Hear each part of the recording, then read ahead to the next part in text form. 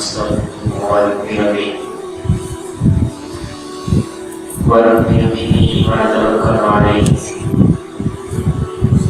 ونعوذ بالله من شرور انفسنا ومن سيئات اعمالنا من يهده الله فلا مضل له ومن يضلل فلا هادي له ونشهد ان لا اله الا الله وحده لا شريك له ونشهد ان سيدنا ومولانا محمدا عبده ورسوله صلى الله عليه وعلى اله واصحابه وبارك وسلم تسليما كثيرا كثيرا. أما بعد فأعوذ بالله من الشيطان الرجيم. بسم الله الرحمن الرحيم. لا خير في كثير من نجواهم إلا من أمر بصدقة أو معروف أو إصلاح بين الناس ومن يفعل ذلك ابتغاء مرضات الله فسوف نؤتيه أجرا عظيما. قال النبي صلى الله عليه وسلم الكيس من دان نفسه وعمل بما بعده. قرآن کریم کی ایک آیت اور نبی کریم صلی اللہ علیہ وسلم کی ایک حدیث پڑھی ہے. اللہ تعالیٰ سے دعا ہے کہ اللہ تبارک و تعالیٰ صحیح طرح سے بات کہنے کی، سننے کی، سمجھنے کی اور پھر ہم سب کو اس پر عمل کی توفیق نصیب فرمائے. اللہ تعالیٰ نے قرآن کریم میں انسان کی کچھ برائیوں کو بھی ہائی کیا ہے. انسان جب دنیا میں رہتا ہے، کیا کارنامے انجام دیتا ہے، ان میں بہت سے مقدرات ہوتے ہیں جو اچھائی کی طرف چلتے ہیں اور بہت سی برائی بھی ہوتی ہیں جن کو کر گزرتا ہے. ابھی آپ کے سامنے جو قرآن کریم کی آیت پڑھی ہے، اللہ تعالیٰ نے اس آیت شریفہ کے اندر بتلایا ہے کہ انسان جب کسی سے سرگوشی کرتا ہے، سرگوشی کہتے ہیں کانا پھوسی کرنے کو، کہ مجلس سے اٹھا کر کے یا دو چار آدموں کے درمیان سے بلا کر کے ایک سائڈ میں ہو کر کے بات کرنا، اس کو سرگوشی کہا جاتا ہے. اللہ تعالیٰ ارشاد فرماتے ہیں لا خیر فی کثیر من نجواهم. اکثر اوقات انسانوں کے حالات میں ایسا ہوتا ہے کہ جب بھی وہ سرگوشی کرتے ہیں، ایک دوسرے کو سائڈ میں بلا کر کے باتیں کرتے ہیں، تو اس میں خیر نہیں ہوتی. گھروں کا ناس کیوں ہوا ہے؟ بھائی بھائی سے لڑا ہوا، بہنیں بھائیوں سے لڑی ہوئی، بھائی کی شادی ہوتے ہی ماں سے پردہ ہو گیا، لڑ پڑا. ان کی سب سے بڑی وجہ اور سب سے زیادہ جو بات آتی ہے اکثر سمجھ میں، وہ یہی ہے کہ امتحان بھر دیے جاتے ہیں. مجھ سے زیادہ آپ جانتے ہو اس بارے میں.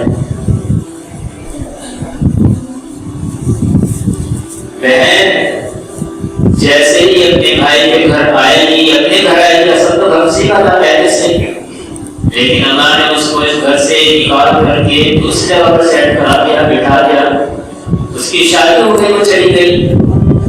اب جب بھی وہ اپنے گھر کے اندر آتی ہے، شروع کے دو چار دن تو ٹھیک ہے، جب دوسروں کے سامنے باتیں کرتی ہے تو ایسے گویا کہ اپنے ہونٹوں سے پھول جھاڑتی ہے، میرے بھائی کو اتنی بہترین بیوی ملی سمجھتی ہے، سب کا خیال کرتی ہے، ہمیں بھی کبھی کچھ نہیں کہتی، بہت پیار کرتی ہے، ایسا بہترین کھانا بناتی ہے، بہترین سوٹ بناتی ہے، سینہ پہ اچھا جانتی ہے، بہت زیادہ تعریف کا پارٹ ڈالتے ہیں. لیکن جیسے ہی 7-6 مہینے گزرتے ہیں پھر اس کا سائڈ پہ اٹھاتے ہیں کیا ہے. اب جیسے ہی گھر کے اندر آئے گی تو فوراً بھابھی کا دماغ خراب، اس کا دماغ چکرانا شروع ہو جائے گا کہ آگے کام کرنے کے لیے نہ کرے گی. کیونکہ یہ عورت کی نیچر ہے.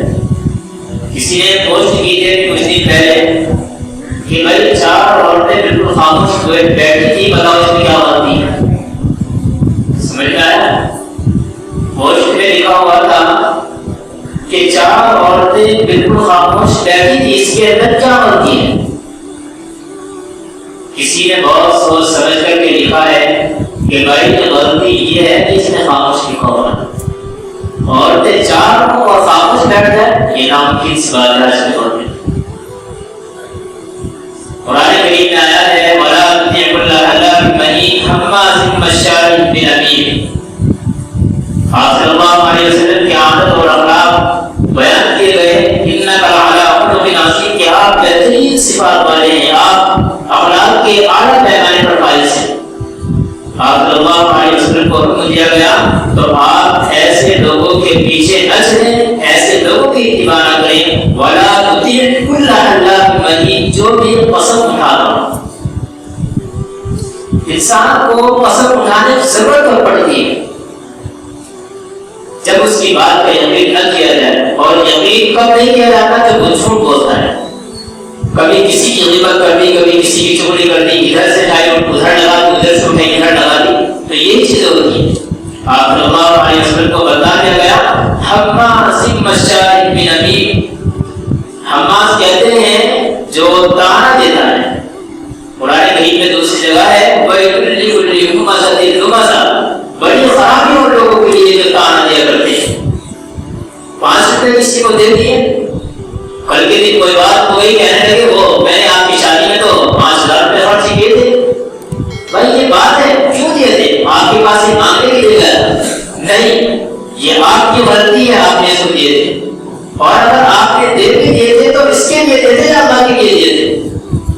اگر آپ نے اللہ کے لیے دیے ہوتے تو آپ اس کو تانا نہ دیتے. قرآن کریم نے صاحب اعلان کر دیا ہے وَيْلٌ لِّكُلِّ ہُمَزَةٍ کہ ایسے لوگوں کے لیے بہت بڑی خرابی ہے.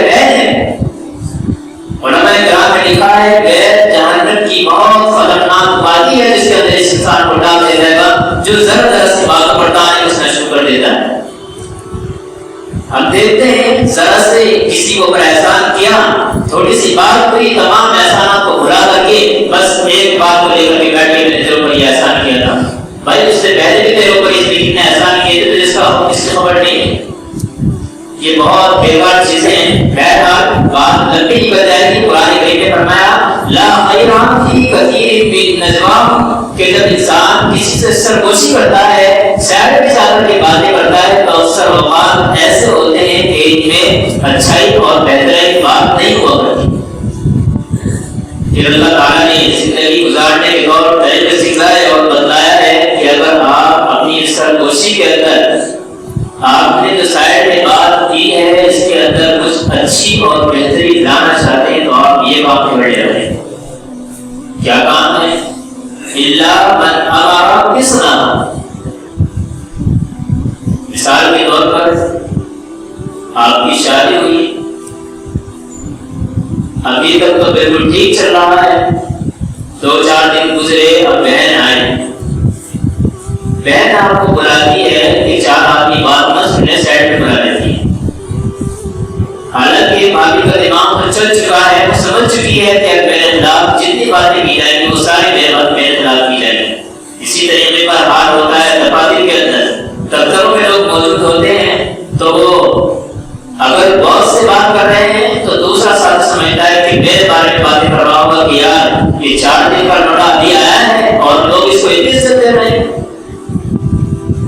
جیسے میں بھی یہاں آپ کے سامنے بیٹھا ہوں تو میں یہاں پر ساری اچھی باتیں کر رہا ہوں، لیکن جیسے ہی باہر نکلوں گا تو گویا کہ میں بھی یہاں میں اتنی ساری باتیں بتا رہا ہوں، لوگ ماننے کے لیے تیار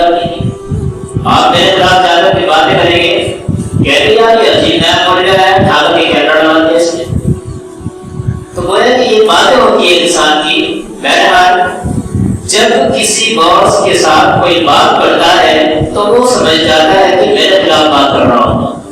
اگر 4 آدمی ادھر بیٹھے ہوئے بات کر رہے ہیں دفتر کے اندر تو باس سمجھ جاتا ہے کہ میرے خلاف باتیں کر رہے ہوں گے کہ بھائی یہ اتنا نچوڑ کے رکھ دیا, اتنا سارا کام کراتا ہے اور ایسے ایسے اس نے کام مجھ سے کرا لے لیکن تنخواہ بڑھانے کے لیے تیار نہیں ہے.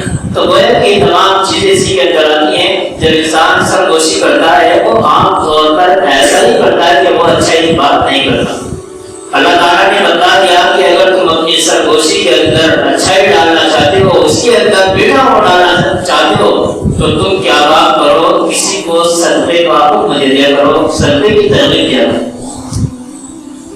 میں مثال دے رہا تھا, آپ کی شادی ہوئی, بہن آئی, 4-5 مہینے یا 4-5 ہفتے گزرے, وہ کہہ رہی تھی کہ بھائی ادھر آنا, اب سے پہلے آپ کی شادی نہیں ہوئی تھی, روکی سوکھی کھا کر کے اپنے گزارا بیٹر ٹھیک ہے, لیکن اب بھابھی آ چکی ہیں, ہمارا امیج دوسروں کے گھروں میں یہ جانا چاہیے کہ یہ بہت خاندانی لوگ ہیں. ہاتھ کھلے رکھنا, اپنے خرچ اچھے طریقے پر کرنا, جو بھابھی کہہ رہی ہے اچھے سے اچھا لا کر کے دینا. تو گویا کہ یہ اس کو صدقے کی ترغیب دے رہی ہے, اچھے سے اچھا خرچ کرنے کی ترغیب دے رہی ہے.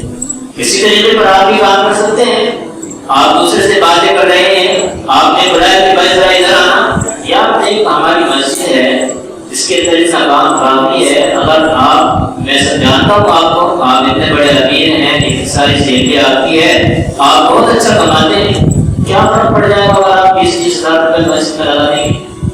تو یہ گویا کہ اللہ تعالیٰ نے بتا دیا. زندگی گزارنے کے اصول یہ بھی ہے کہ انسان اپنے جو سرگوشی کرتا ہے اس میں اپنے اس بات کو رکھ دے کہ بھائی اس کو صدقے کی ترغیب دے. آگے چل کے ارشاد ہوتا ہے لا خیر فی کثیر من نجواہم الا من امر بصدقۃ او معروف. یہ بہت زبردست ہے. معروف کے اندر تمام اچھائی آ جائے کرتی ہے. ہمارے اندر ایک چیز ہوتی ہے غیبت اور ایک ہوتی ہے چوری. انسان اگر کسی کی پیٹھ پیچھے برائی کرتا ہے اور وہ برائی اس کے اندر موجود بھی ہو تو یہ اس کی غیبت کہلاتی ہے. لیکن اگر یہ برائی اس کے اندر موجود نہ ہو تو اس کو بہتان کہا جاتا ہے کہ یہ اس کے اوپر تہمت لگا رہا ہے. اللہ تعالیٰ نے دوسری جگہ پر ارشاد فرمایا اَيُحِبُّ أَحَدُكُمْ أَن يَأْكُلَ لَحْمَ أَخِيهِ مَيْتًا. کیا تم یہ چیز پسند کرتے ہو کہ تم اپنے مردار بھائی کا گوشت کھاؤ؟ صرف مردہ ہے, اگر زندہ ہوتا تو وہ اپنی برائی کا دفاع کرتا, وہ کہتا کہ بھائی ایسا نہیں ہے ایسا ہے, لیکن مردہ ہے, پڑا ہے. تو اللہ تعالیٰ ایسی ایسی مثالیں انسان کو دیتے ہیں کہ اس پہ روتے بڑے ہو جاتے ہیں. یار اللہ تعالیٰ نے کیا خاندانی بات کرتی ہے. بھائی وہ رب ہے, وہ سب جانتا ہے انسان کے دماغ دل میں کیا چلنے والا اور کیا چلے گا. اس نے تمام چیزوں کو نکال کر کے 14 سال پہلے آپ کے سامنے رکھ دیا تھا. اَيُحِبُّ أَحَدُكُمْ أَن يَأْكُلَ لَحْمَ أَخِيهِ مَيْتًا فَكَرِهْتُمُوهُ. حالانکہ تم تو اس چیز کو ناپسند کرتے ہو کہ تم کسی جانور مردار کا گوشت کھانا شروع کر دو. ہمارے یہاں کہا جاتا ہے کہ بھائی آپ مرغا حلال کر کے لایا کریں, بسم اللہ پڑھ لیا کریں. کیوں کہہ رہے ہیں آپ کہ بھائی اس کے اوپر اللہ کا نام نہیں لیا گیا, یہ جانور ہے تو یہ حرام ہو چکا ہے ہمارے لیے. ابھی بقرعید گزری ہے نا, کتنی باتیں ہوئی ہیں اس کے اوپر کہ بھائی اگر کسی نے جان بوجھ کر بسم اللہ چھوڑ دیا, ایسا کر دیا ویسا کر دیا تو یہ حرام ہو جائے گا جانور آپ کے لیے. تو کیوں ہے یہ اسلام ہے اور اسلام کے اندر حلال چیز کو پسند کیا جاتا ہے نہ کہ حرام. تو گویا کہ اگر آپ کسی دوسرے کی غیبت کر رہے ہیں, کسی دوسرے کی برائی بیان کر رہے ہیں, اللہ تعالیٰ نے اس برائی کو چھپایا ہوا تھا اور آپ نے اٹھا کر کے لوگوں کے سامنے اس بات کو بیان کر دیا, تو گویا کہ آپ غیبت کے اندر شامل ہو چکے ہیں, آپ نے اس کی برائی بیان کی ہے. تو گویا کہ یہ بہت خراب چیز ہے. اور معروف یہاں پر آتا ہے کہ آپ کوئی اچھا کام کریں, کسی کو اچھائی کی ترغیب دیں. آپ اس سے باتیں کر رہے ہیں, آپ کے یار ملاقات تو ہوتی رہتی ہے لیکن میں آپ سے خاص مقصد کے لیے آپ سے ملنے کے لیے آیا, اسی وجہ سے آپ کو وہاں سے یہاں بلایا ہے, کہیں آپ کو دوسروں کے سامنے شرمندگی نہ ہو. ہمارے یہاں تبلیغ والے چلتے ہیں نا بیچارے, کتنے اچھے انداز میں نکلتے ہیں گھروں سے ایک ایک سے جا کر کے. کبھی اگر تمام مجمع کے سامنے بات پڑھنے کا اتفاق ہوتا ہے تو تمام کو کسی کو ہائی لائٹ نہیں کرتے، تمام کو عمومی بات بتلاتے ہیں کہ بھائی ہم نے لا الہ الا اللہ پڑھا ہے، ہمیں نماز کا حکم دیا گیا، اس کے کچھ تقاضے ہیں، وہ ہے کہ یہ موٹی موٹی چیزیں انسان کے سامنے بیان کرتی ہیں۔ اور ہمارا حال کیا ہے، یہاں بیٹھ گئے یہ دوسرے کی برائی، یا وہ ایسا ہے، وہ فلاں ایسا ہے، فلاں ایسا ہے، تمام کی تمام برائیاں اس کی گنوانی سے شروع کر دیتے ہیں۔ یہ ٹھیک نہیں ہے۔ اور معروف اور اصلاح بین الناس آگے چلتا ہے تو اس میں بیان کیا گیا ہے اور اصلاح بین الناس، یا تو آپ جب سرگوشی کر رہے ہیں تو آپ لوگوں کے درمیان اصلاح کی کوشش کیا کریں۔ بہت اہم پوائنٹ ہے قرآن کریم کا، اور بہت مشکل بھی لڑوانے کے لیے اور جھگڑے کرانے کے لیے۔ اس میں تو ایک سے ایک بڑھ کر کے ملے گا، لیکن ایسے بہت کم 100 میں ایک آدمی ملے گا جو کسی دوسرے کے درمیان جوڑ پیدا کرانے کی کوشش کرتا ہے۔ تو یہ اصلاح بین الناس کیا ہوگا، کیسے اس کا انداز ہے، کیا طریقہ ہے اس کا؟ مثال کے طور پر دو بھائیوں میں لڑائی ہوئی تو آپ کو بیچ میں داخل ہونے کا تھوڑا راستہ مل رہا ہے، آپ ان دونوں کے بیچ میں آ رہے ہیں۔ آپ چاہتے ہیں کہ یار میں دونوں کی صلح کرا، تو آپ یہ نہ کریں کہ بھائی اس نے تیرے خلاف یہ بات کہی دیا تو اس کے ساتھ ایسا کیسے رہ سکتا ہے، بلکہ آپ اس کے اپوزٹ کریں، اس کو الٹا کریں۔ اگر اس نے برائی بیان کی ہے تو آپ اس کو اچھائی کی طرف لے جائیں، یعنی اس کی تعلیم میں بیان کرنا شروع کر دیا۔ تو اس کے بارے میں ایسا کہہ رہا تیرا بھائی تو بہت اچھی باتیں بتا رہا تھا، وہ کہہ رہا ہے کہ میرا بھائی تو یار مجھے بہت مانتا ہے اور جب بھی مجھ سے کوئی پیسے مانگتا ہوں فوراً دے دیتا ہے، اس طرح کی بات تیرے بارے میں کر رہا ہے، اور تو کہہ رہا ہے کہ میرا بھائی ایسی بات کر رہا ہے میرے خلاف۔ تو گویا کہ یہ اگر اس نے برائی بیان بھی کی ہوگی، آپ دونوں کے درمیان برائی نہ بیان کر کے ایک دوسرے کی اچھائی بیان کریں گے، ایک دوسرے کی تعریف کریں گے، تو انشاءاللہ آپ کو اللہ تبارک و تعالیٰ ایک بہت بڑا اجر عطا فرمانے والے ہیں۔ آگے قرآن کریم کا حکم ہے، کیا فرمایا قرآن کریم میں؟ وَمَن يَفْعَلْ ذَلِكَ ابْتِغَاءَ مَرْضَاتِ اللَّهِ، اللہ تعالیٰ جانتا تھا کہ اتنا آسان کام نہیں ہے ایک دوسرے کے درمیان جوڑ پیدا کرا دینا، اتفاق پیدا کرا دینا۔ اگر کسی کو یہ کہہ دیا جائے کہ بھائی دو آدمیوں کے درمیان نوک جھوک ہے، لڑائی ہے، اور آپ کو 50,000 روپے ملیں گے کہ آپ ان کے درمیان اتفاق اور اتحاد پیدا کرا دیں، تو سب سے بڑھ چڑھ کر کے آگے حصہ لے گا کہ یار میں کام بند کراؤں گا۔ ارے اللہ کے بندو، قرآن کریم تو تمہیں اس سے گزار دینے کے لیے تیار ہے، لیکن جس چیز کا یقین نہ ہو، جس چیز کے بارے میں ہمیں معلوم نہ ہو، تو ہم اس میں آگے چلنے کی کوشش نہیں کرتے۔ اگر کہہ دیا جائے کہ بھائی آپ کو ان دونوں کے درمیان جوڑ پیدا کرنے کی 50,000 روپے ملیں گے، تو ہر مسجد سے ہر اٹھے گا اور کہے گا یار میں کرا دوں گا، اور ایسی ایسی میٹھی میٹھی گولیاں اس کو پلائے گا نا کہ کل کوئی پتا چلے گا دونوں بھائی گلے میں نہیں مار۔ لیکن اگر اس کو کسی پیسوں کا یا کسی اجر کا اس کو یقین نہ ہو تو اس میں ہاتھ بڑھانے کی یا ان دونوں کے درمیان اتفاق پیدا کرانے کی کوشش نہیں کرے گا۔ قرآن کریم نے کہا ہے وَمَن يَفْعَلْ ذَلِكَ ابْتِغَاءَ مَرْضَاتِ اللَّهِ، جو شخص یہ کام اللہ کی رضا کے لیے کرے گا فَسَوْفَ نُؤْتِيهِ أَجْرًا عَظِيمًا، قرآن کریم کے ایک ایک لفظ سے بڑھاوٹ ہو رہی ہے۔ اللہ تعالیٰ کہہ سکتے ہیں اوتی اجر عظیمہ، سوفہ کو چھوڑ رہے تھے، تو اس سے پتہ چلتا ہے کہ کوئی چھوٹا کام نہیں ہے۔ کسی چیز کی شان کو بڑھانے کے لیے، کسی آدمی کے استعمال کو زیادہ مؤثر کرنے کے لیے ہم کہا کرتے ہیں کہ بھائی تمام مجمع کھڑا ہو جائے اور حضرت سے ملاقات کریں، تمام حضرات راستے میں لائن لگا کر کھڑے ہو جائیں، حضرت کا استقبال کریں، ایسی ایسی باتیں کرتے ہیں۔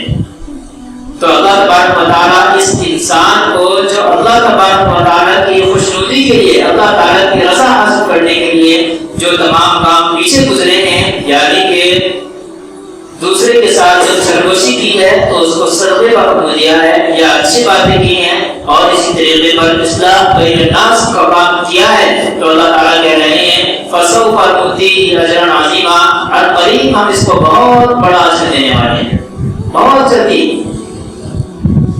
اللہ تعالیٰ اگر چاہتے تو پوری بھی کہہ سکتے ہیں کہ میں دوں گا، لیکن اس کی شان کو بتانے کے لیے، اس کے اجر کو بڑا ہوا بتانے کے لیے نوتی اجر معافی مانگا پڑھنے کا ہے۔ کتنے دن رہ گئے، کتنا انسان دنیا میں رہتا ہے، 50 سال زیادہ ہے، 60 سال، بس تھوڑی سی زندگی ہے، اس کے بعد آخرت کیا ہوتے ہیں، اور جس سے موت آ گئی وہ تو خود فلک ہے، اس کا کوئی مسئلہ ہی باقی نہیں۔ تو انسان کو اس میں زیادہ سے زیادہ فکر کرنی چاہیے، ایک دوسرے کی غیبت سے بچنے کی کوشش کرنی چاہیے، اور اسی طریقے پر چوری سے بھی بہت ضروری ہے کہ ہم اس سے بچا کریں۔ بعض مرتبہ چوری ہوتی ہے کسی کو امر بالمعروف اور نہی عن المنکر کے کام کے لیے۔ یہ عام طور پہ چھوٹوں کی بڑوں سے لگائی جاتی ہے۔